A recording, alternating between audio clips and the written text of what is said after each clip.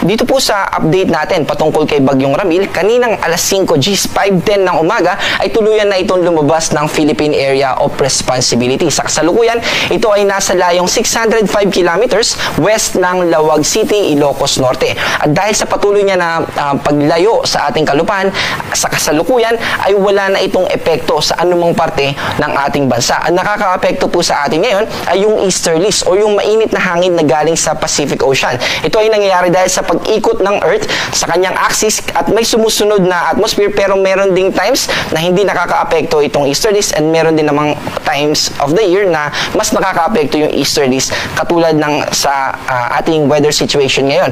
Itong easterlies po ay nagdadala ng maulap na kalangitan pero limitado lang yan dito sa extreme northern Luzon. Ibig sabihin, magiging maulap at mataas pa rin yung tsansa ng mga pag-ulan dito sa Batanes at sa Babuyan Islands. Pero dito sa Metro Manila at sa natitirang bahagi ng ating bansa ay mababa na yung tsansa ng mga pag-ulan. Pero posible pa rin yung mga thunderstorms or yung mga localized thunderstorms. Ito yung mga pag-ulan for a specific area lamang and for a short period of time.